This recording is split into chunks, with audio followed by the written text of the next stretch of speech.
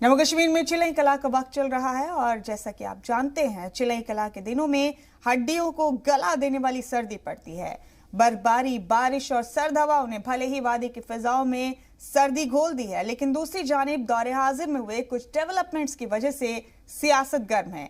पहले कश्मीर की मकामी जमातों को हदबंदी कमीशन की तजवीज से एतराज हुआ, जिसमें जम्मू के लिए 6 और कश्मीर के लिए 1 असेंबली सीट में इजाफे का ऐलान किया गया।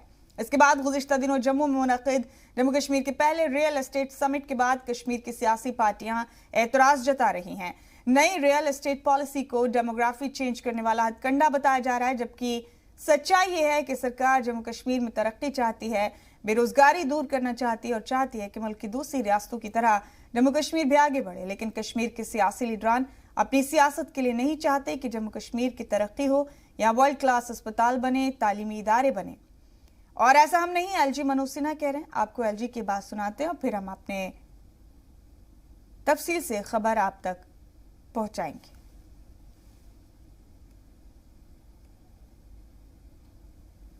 दिक्कत यहां दूसरी है। कल मैं जानता हूं कि अखबारों में क्या खबर छपने वाली है, इसलिए इसका जिक्र करना जरूरी है।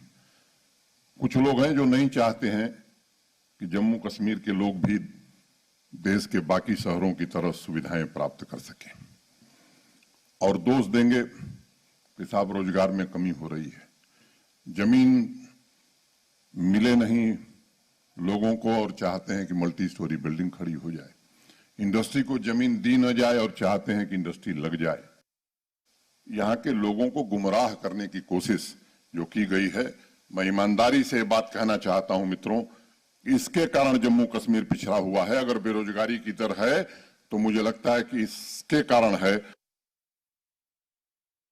2-3 निवेदन मैं करना चाहूंगा।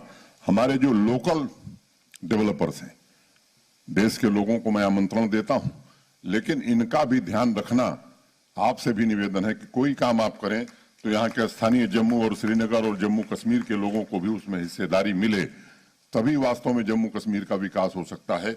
ये मेरा आपसे आग्रह होगा। बढ़ते खबरों में आगे, रियल एस्टेट समिट और रियल एस्टेट पॉलिसी को निशाना बनाने वालों को जेके अवामी फोरम के सरपरस्त फारूक अहमद गनी ने जवाब दिया है।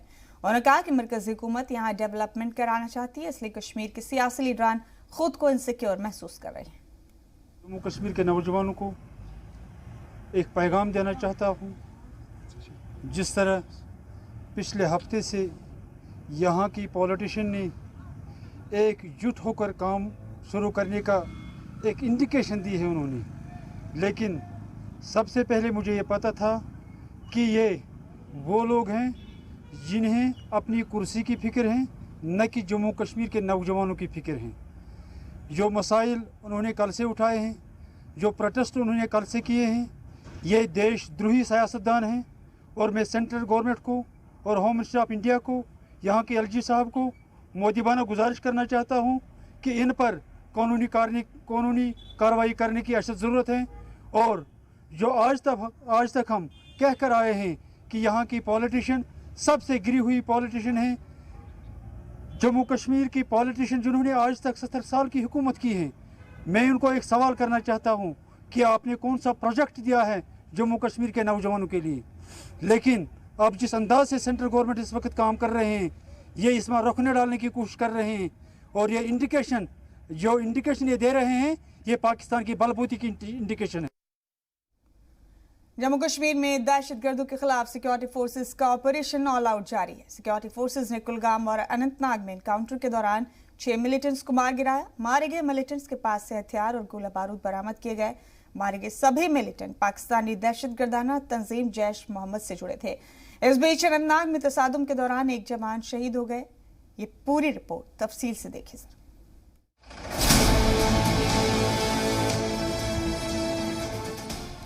जम्मू कश्मीर पुलिस और हिफाजती दस्तों के चलाए गए जॉइंट ऑपरेशन के दौरान 2 अलग अलग मुठभेड़ों में दहशतगर्दाना तंजीम जैश मोहम्मद के 6 दहशतगर्दों को ढेर कर दिया गया है।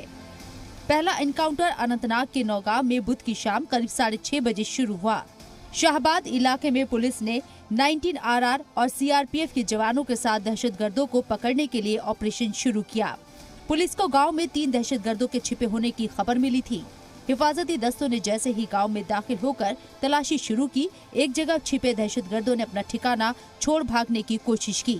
उन्होंने तलाशी के लिए आगे बढ़ रहे जवानों पर पहले ग्रेनेड फेंका और फिर अपने ऑटोमेटिक हथियारों से फायरिंग की। इसमें 3 जवान जख्मी हो गए। जख्मी जवानों में से एक रात को ही शहीद हो गए। इस बीच हिफाजती दस्तों ने एक मिलिटेंट को भी ढेर कर दिया।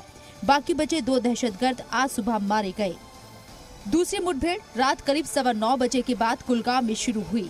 जेके पुलिस ने फौज और सीआरपीएफ के जवानों के साथ कुलगाम के मिरहामा में दहशतगर्दों के छिपे होने की इत्तला पर तलाशी मुहिम चलाई। जवान जैसे ही दहशतगर्दों के ठिकाने की तरफ आगे बढ़े, वहां छिपे टेररिस्ट ने उन पर फायरिंग शुरू कर दी। जवानों ने खुद को बचाते हुए जवाबी फायर किया और करीब आधे घंटे बाद एक दहशतगर्द मारा गया। इसके तकरीबन 15 मिनट तक कोई फायरिंग न होने पर जवानों ने जैसे ही आगे बढ़ने की कोशिश की, वहां छिपे दीगर दहशतगर्दों ने दोबारा गोलियों की बौछार करते हुए भागने की कोशिश की। जवानों ने जवाबी फायर कर 2 दहशतगर्दों को वहीं पर ढेर कर दिया। आर्मी सीआरपी पुलिस मिलकर कॉर्डन डाला। कॉर्डन डालते अंदर से फायरिंग हो गई। कुलगांव इनकाउंटर में जैश मोहम्मद के 3 टेररिस्ट मारे गए, जिसमें एक पाकिस्तानी मिलिटेंट है और 2 लोकल टेररिस्ट है। उसके पास से 2 AK-47, एक M4 राइफल मिला है। ये कोई कोलेटरल डैमेज नहीं हुआ। दूसरा इनकाउंटर जो अनंतनाग में हुआ था, डोरू एरिया में, उसमें इनिशियली फायरिंग में एक टेररिस्ट मारा गया और आर्मी के 3 जवान और एक जेके पुलिस के जवान जख्मी हो गए। बाद में चारों को बीबी कैंट लाया गया। रात में एक मार्टीरम को प्राप्त किए आर्मी के जवान। बाकी तीनों स्टेबल है, शहीद हुआ है। 2 पाकिस्तानी मिलिटेंट मारे गए हैं और 4 लोकल टेररिस्ट मारे गए। जैश मोहम्मद के टोटल 6 टेररिस्ट मारे गए हैं और 2 M4 राइफल और 4 AK-47 मिला है। यह सिक्योरिटी फोर्स पुलिस के लिए बहुत बड़ी कामयाबी है। दहशतगर्दों के कब्जे से 2 M4 राइफल, 4 AK-47 राइफल बरामद हुई हैं। अनंतनाग और कुलगाम में 3-3 दहशतगर्द मारे गए, यानी पाकिस्तानी दहशतगर्दों समेत कुल 6 दहशतगर्दों को उनके अंजाम तक पहुंचा दिया गया। जम्मू कश्मीर में आर्टिकल 370 खत्म होने के बाद दहशतगर्दी के खिलाफ हिफाजती दस्तों की मुहिम तेज हो गई। आर्मी, सीआरपीएफ और जम्मू कश्मीर पुलिस तीनों मिलकर दहशतगर्दों को जड़ से खत्म करने के मिशन में जुटे हैं। दहशतगर्दों की फंडिंग और उसके सपोर्ट नेटवर्क के खिलाफ भी कड़ी कार्रवाई की जा रही है। उम्मीद की जा रही है कि जल्द ही कश्मीर में दहशतगर्दी पूरी तरह से खत्म हो जाएगी। ब्यूरो रिपोर्ट, जी मीडिया।